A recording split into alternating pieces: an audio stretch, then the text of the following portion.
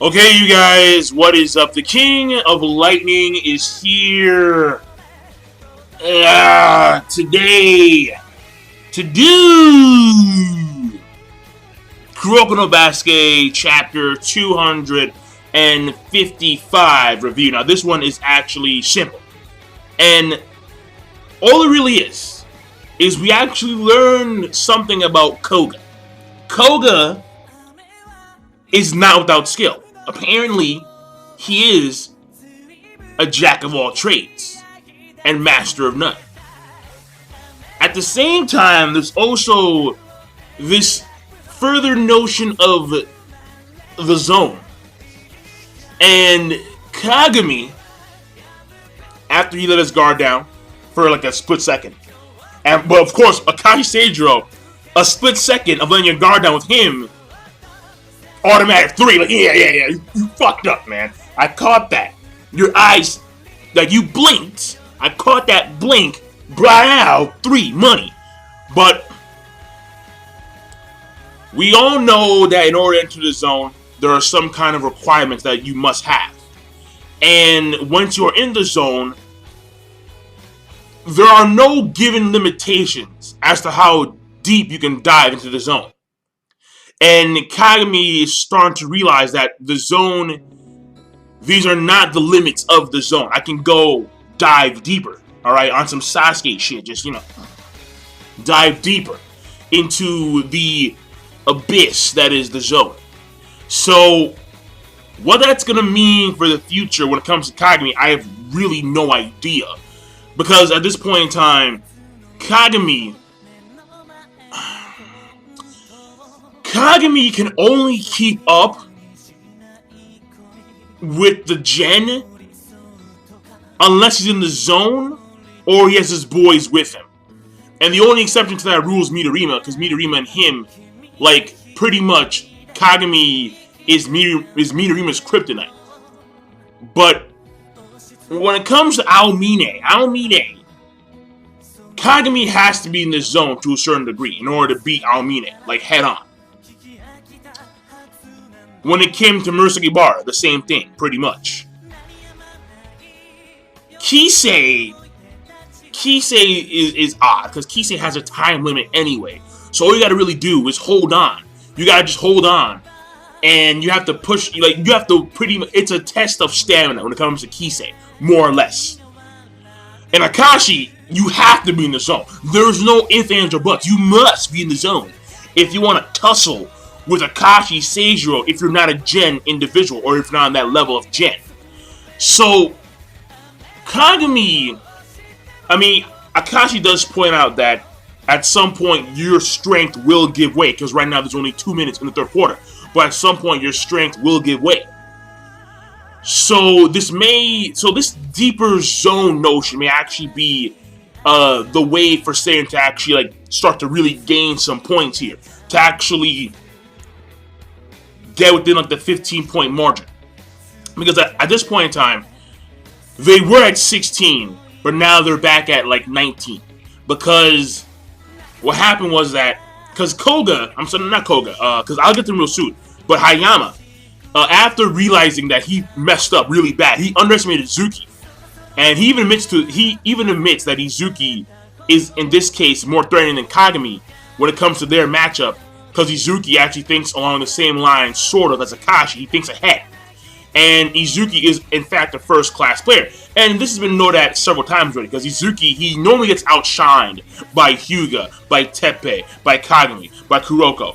But Izuki is a first-class player. And what you have to realize, or what he did realize, is that him actually rushing over to try and give him payback is only going to come back on him. So instead of letting Seirin get more points, I'm going to back off. And then I'm just going to, take my time. And I'm not going to pay him back immediately, but I will eventually. So what happens is that, okay, so 16 points. Akashi, 3, money. Back at 19.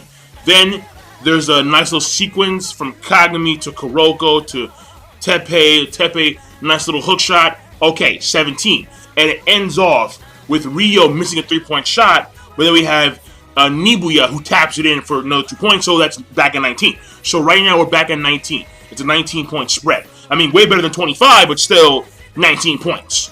Now, the thing here is that the reason why Ryo missed the shot, and this is where Koga comes in, because apparently Koga, we find out that he was a tennis guy, alright? He was a tennis dude. So, that was in middle school. And he only started playing basketball when he was in high school.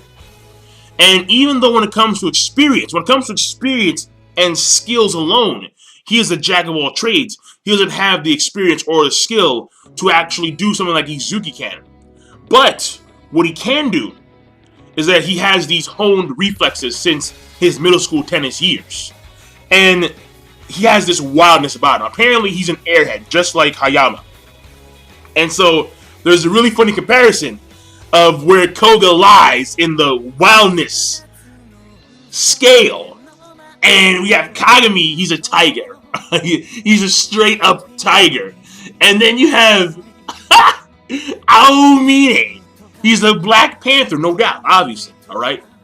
He reps hard. But Aomine is a Black Panther. Hayama's a cheetah. And then Koga, it was funny, because Koga, he's meow. Yeah, like, it wasn't even a cat, it just said meow. I'm like, yo, that's stupid. But it was funny, because, like, they're having, like, this conversation. And Koga, like, he's like, isn't Izuki amazing? And Ryo's like, what? He's like, what do you mean, what? Well, you know, what? I mean, there's like momentum, so I'm gonna try and do my best. And he's like, dude, like what are you talking about? He's like, what is this dude talking about? But here's the end result. Ryo wasn't going for Earth, but it seems as if like Koga kind of sensed that he was gonna go for Earth, so he backed up a little bit. So instead of going for Earth, he goes for Heaven. But then the moment he goes for Heaven, we have Koga actually jumps up in time. So it catches Ryo off guard, too much finger strength. And then he winds up overshooting the ball, but again, in comes Nibuya, taps it in. So, the thing here is that Koga actually is along the same lines of Kagami and Hayama and Aomine. However, his skill level is mediocre at best. And when it comes to his ferocity, doesn't even compare to an uncrowned king, let alone the Gen level. However, he does have something. So it does pay off in this episode, in this chapter of Kuroko no Basket. And we do get to find out a little more about him. So, that being said, the chapter overall, I thought it was a solid chapter. Okay, plus. I'm going to give it a good. Because Koga actually has never really gotten that kind of push in-game. So that was actually very good for him. And then seeing Hayama actually, compose himself, which goes against what he's shown throughout the majority of the game, also very good.